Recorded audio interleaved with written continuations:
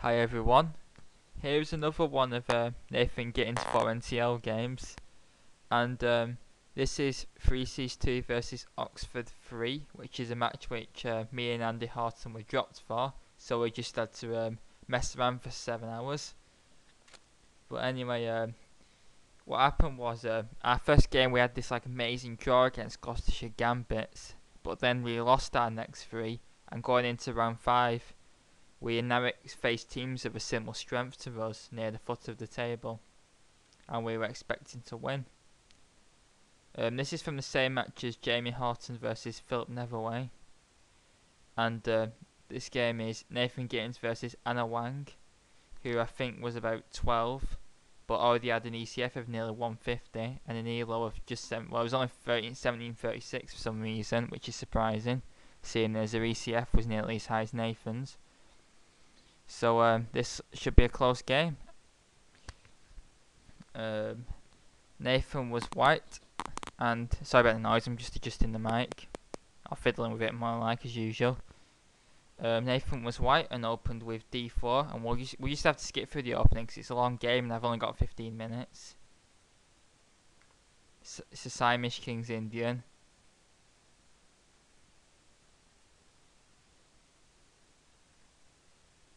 Now you see, White wants to force through the c5 break, and Nathan's playing quite a positional for once here. He usually just castles queenside and hacks people up on the h-file, but he's trying to force through c5, and he also castles kingside as well, which isn't like him. He usually doesn't castle at all or goes queenside. Bishop c2 is slightly better here. Bishop e2, it could have gone that square in the first move, so it wastes a move therefore.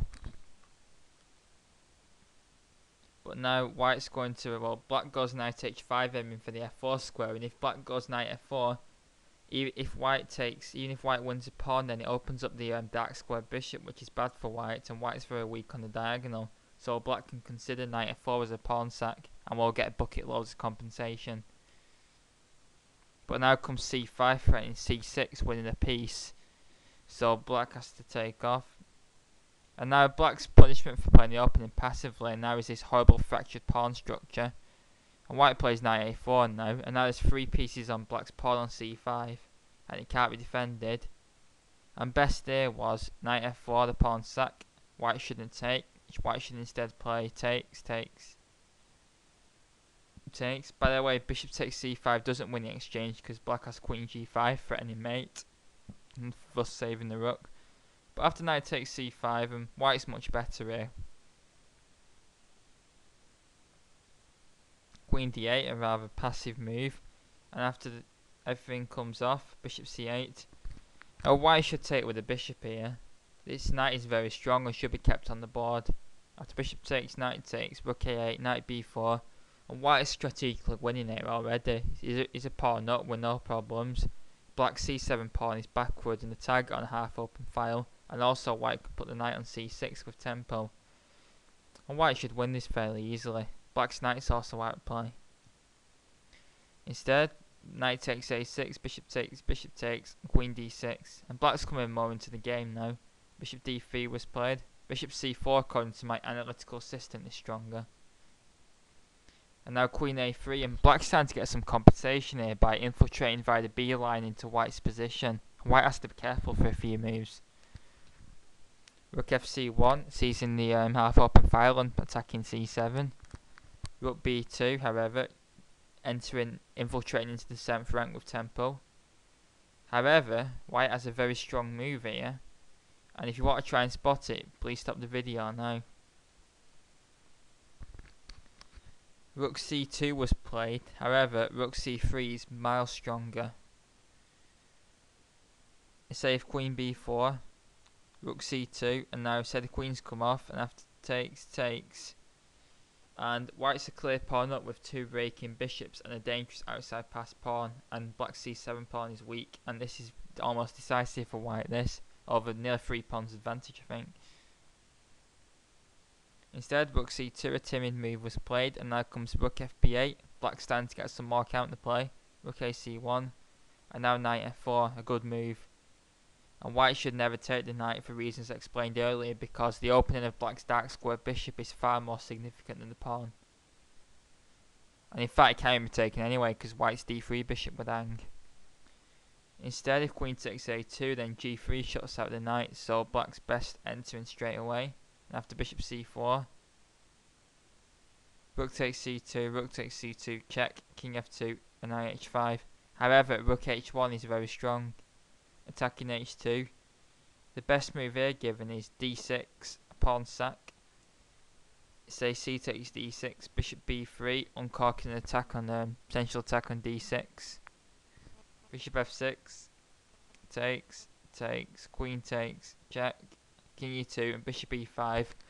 And white's exposed king provides comfortable compensation for the pawn, and black's game is easier to play here. I would rather be black in this position, and it's also bishop's opposite colour, rendering the extra pawn almost meaningless.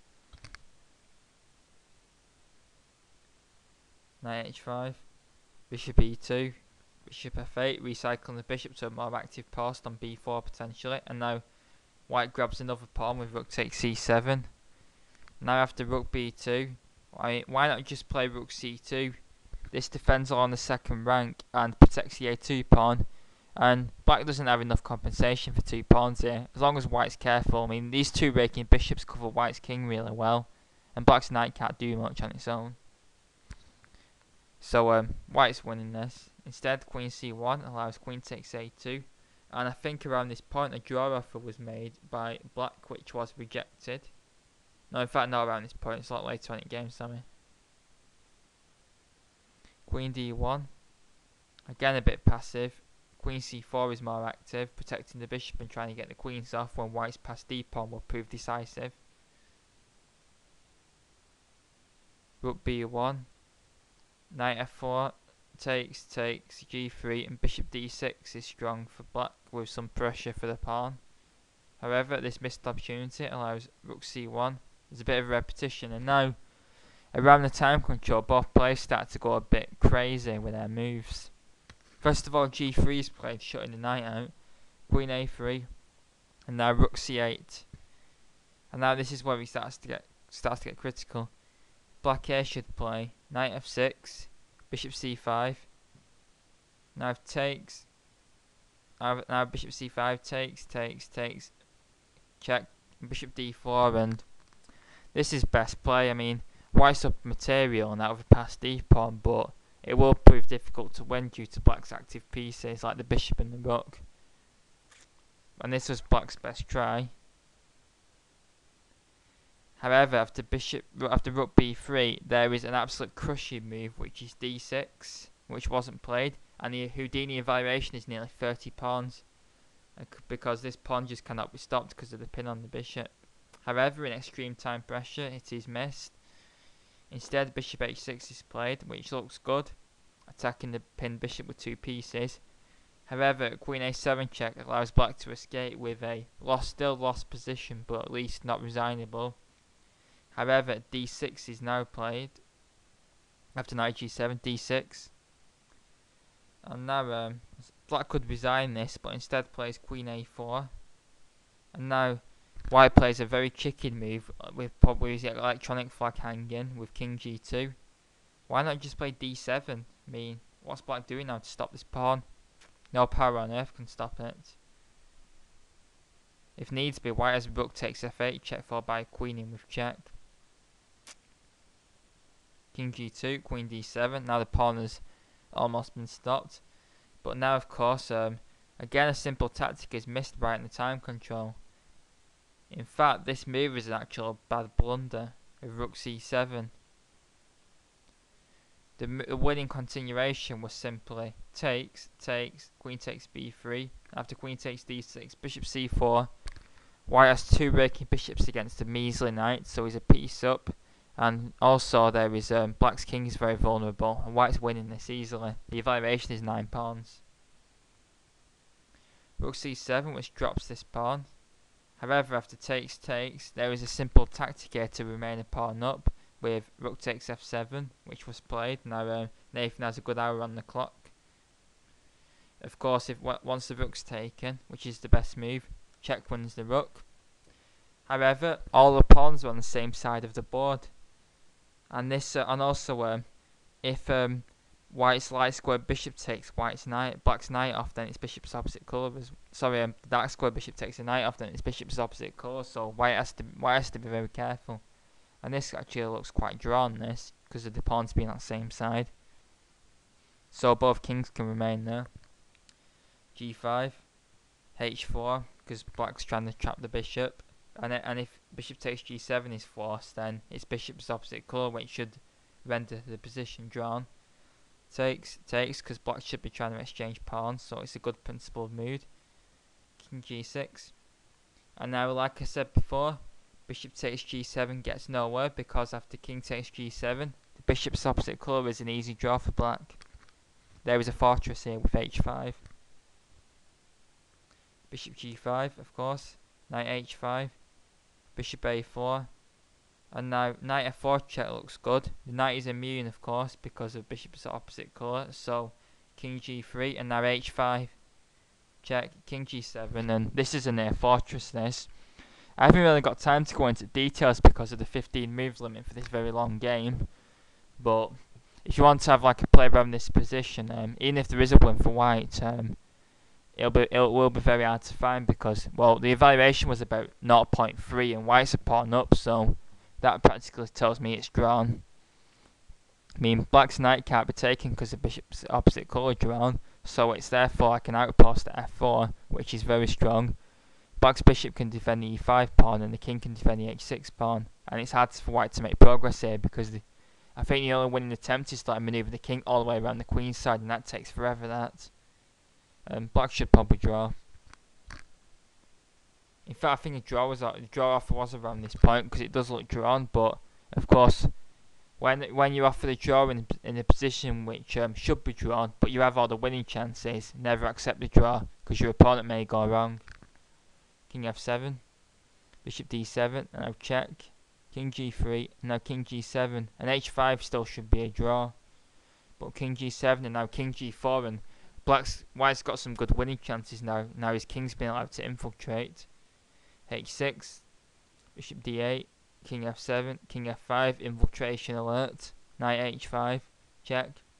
King E8 and Bishop A5, and black's H6 pawn's fixed for the time being because the knight's blocking it. So the manoeuvre Bishop D2, which would win the pawn, is threatened. And now, if Knight G7 check, King F6 check, King G6, Knight F4 check, King F5, King E7, Bishop C8, and Knight G2, and black's got good drawing chances here with a counter attack against white's pawn. King E7, Bishop C4, Knight F6, Bishop C3, Bishop D2 is a lot better. And white's starting to get a winning position now with Knight D7, Bishop B5, Knight F8, H5, and now just as they're coming up to second time control. By the way, Bishop C4 again is winning here, but Nathan's flag was hanging again. Knight E6, an easy win here, which this is the last move at time control, and he had seconds left, so it can be an excuse for not finding this. But takes.